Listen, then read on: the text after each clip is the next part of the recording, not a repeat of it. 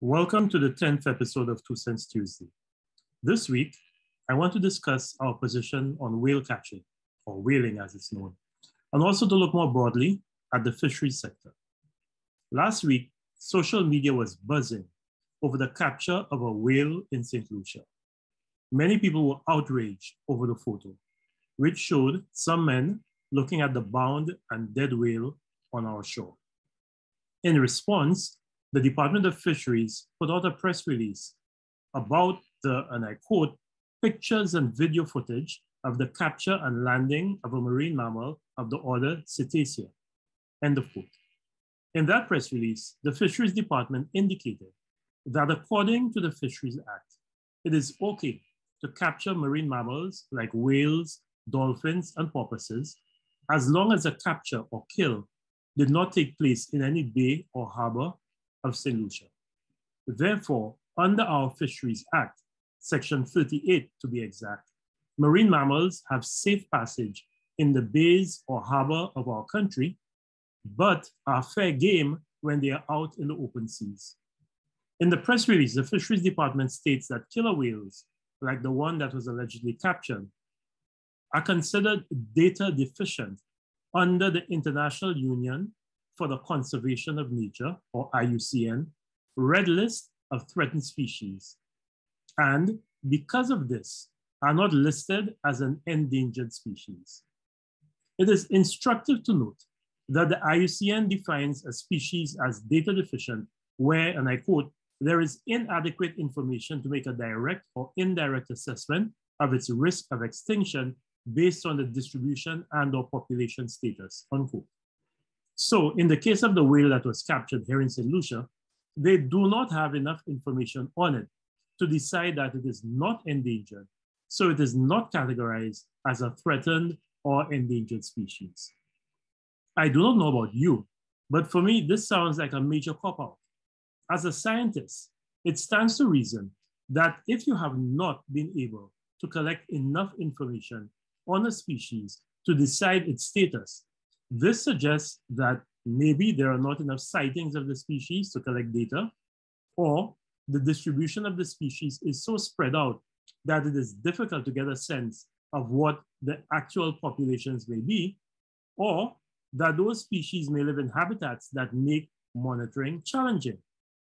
However, I fail to see how not having enough data on a species is a sufficient condition to determine that it is not vulnerable and its population not under threat.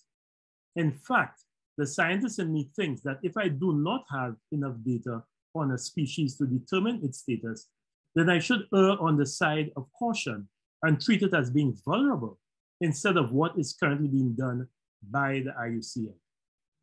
But let's get back to St. Lucia's position on the hunting and capture of cetaceans or marine mammals like whales, dolphins, and porpoises. It is true that in St. Lucia, there is an artisanal fishery for blackfish or mashware or pilot whales. This fishery has been in existence for a very long time.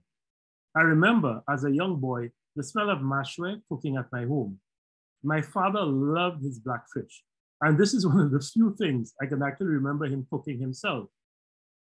I never liked the smell of mashware cooking. That heavy oil smell just really didn't go with me. And I never developed a liking for the meat. But there are St. Lucians who love their blackfish. They love their mashware. However, this fishery has very little economic impact in our country. It is very small, so small that no information is ever presented in the annual economic and social review on the number or value of the cetaceans that are caught by our fishers.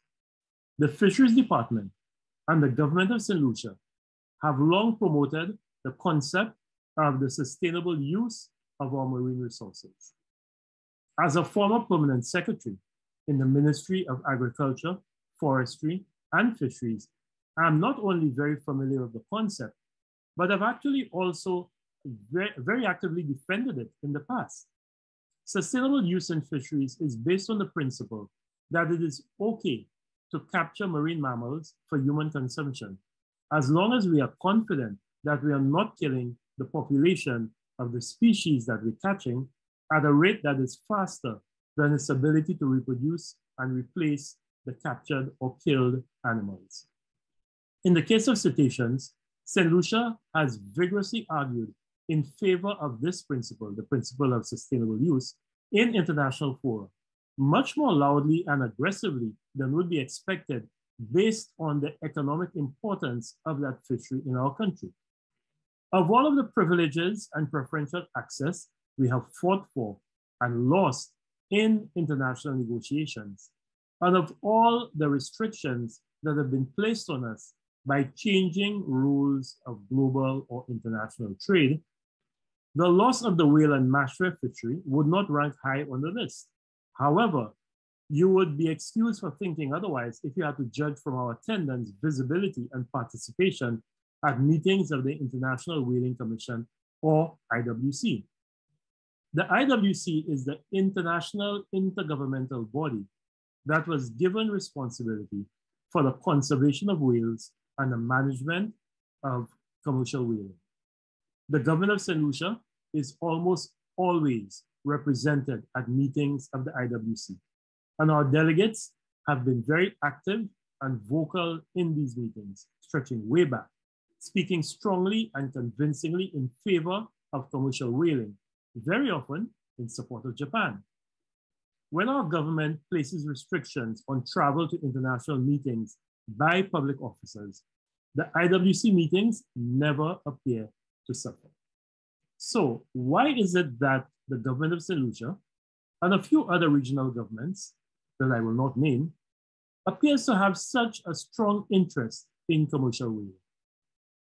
To answer that question, we may need to look at the support that Japan has provided to our country in the area of fisheries.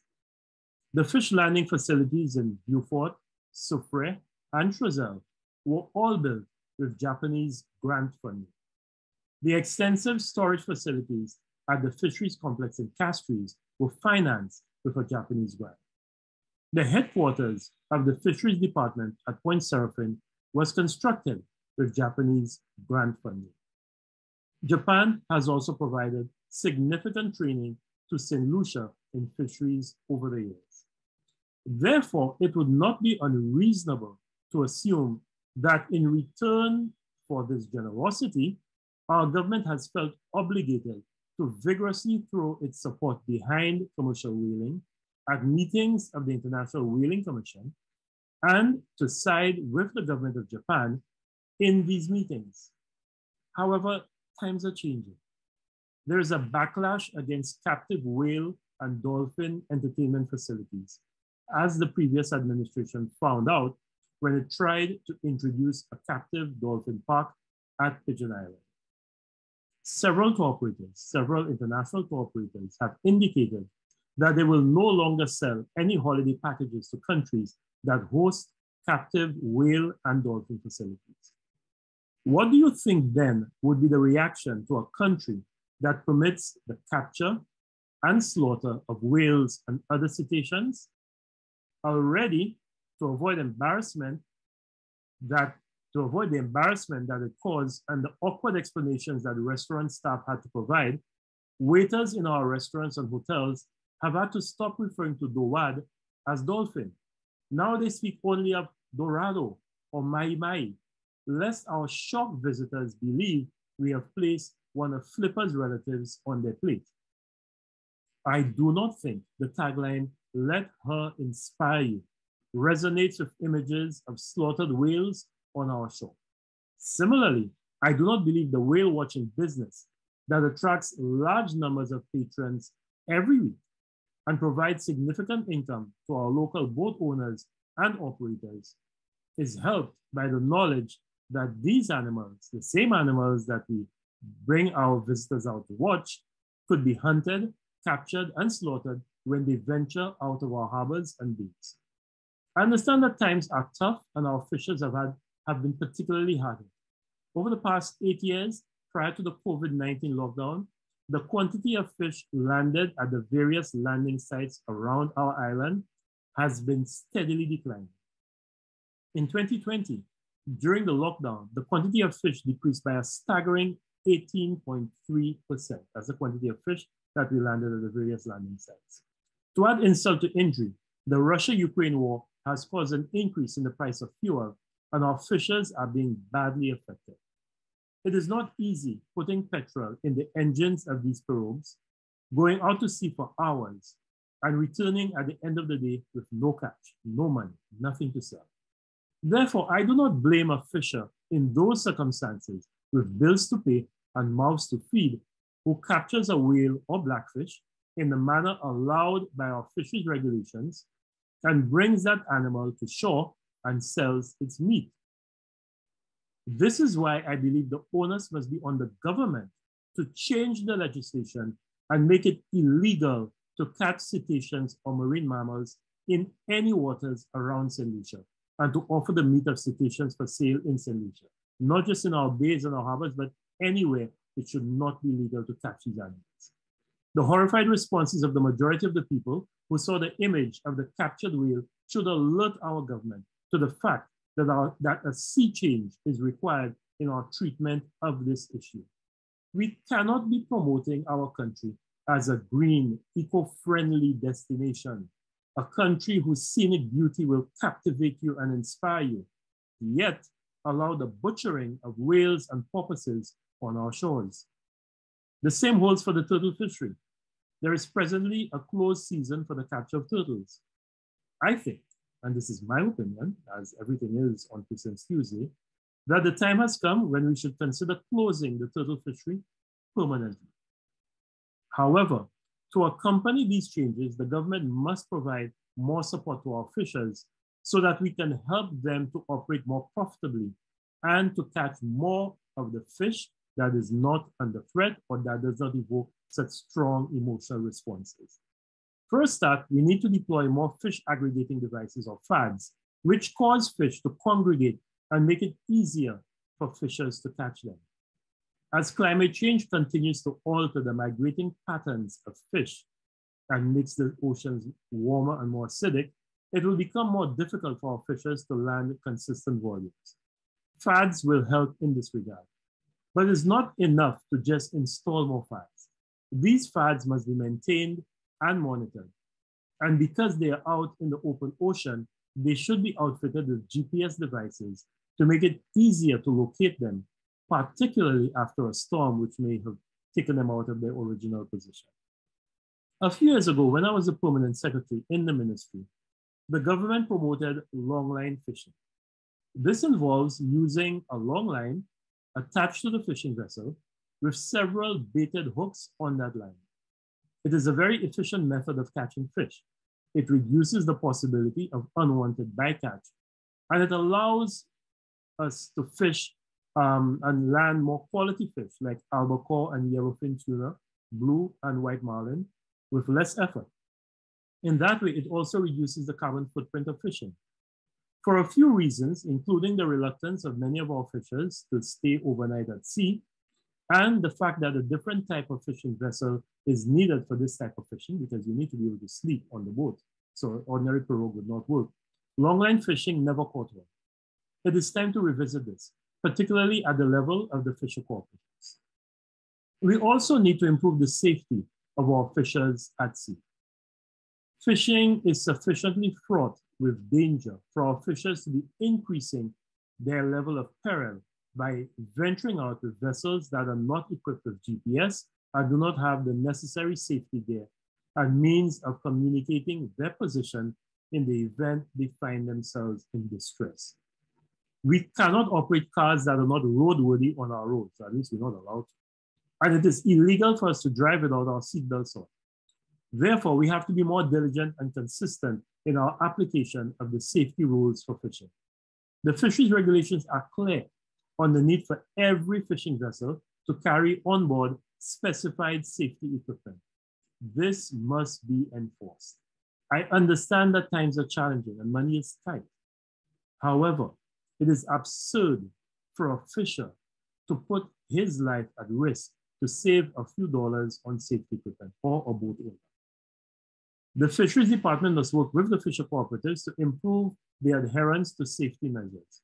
Our fishers and our boat owners must be more responsible and safety conscious when venturing out to sea. In an earlier 2 Cents Tuesday, I spoke of the distress that the closure of the facilities of the St. Lucia Fish Marketing Corporation was causing to our fishers. I want to come back to that now.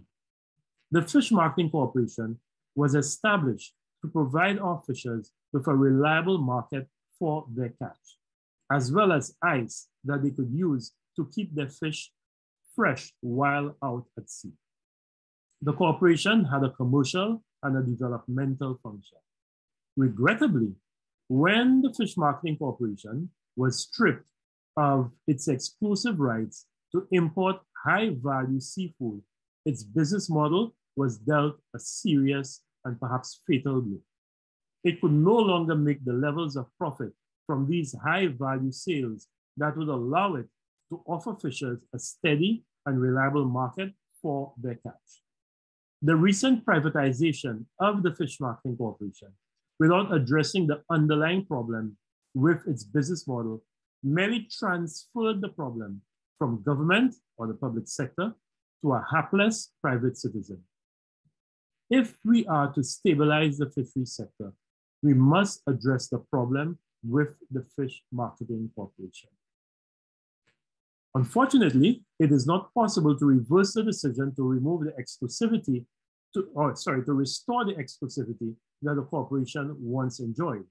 However, it is possible to reduce, if not eliminate, one of the major operating costs of the corporation, and that is electricity. By investing heavily in rooftop solar photovoltaic panels on all the buildings that the facility manages in Fisheries, Dennery, and Beaufort, and so French Result, and installing more energy-efficient cooling systems. Additionally, the government should look to merge the operations of the marketing board with those of the Fish Marketing Corporation under one administrative structure, with a goal of supplying the export market for both fish and fresh produce. And again, that way we can cross-subsidize and allow both our fishers and our farmers a steady market. Finally, we must revisit the structure of the Department of Fisheries to ensure that it can provide the type and levels of service that are required by a modern fishery sector.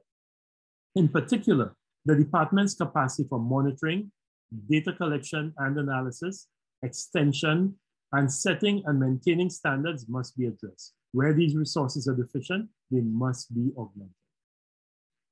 Thank you for viewing another 2 Cents Tuesday. Have a safe and productive week, and God willing, we will chat again next week. Goodbye.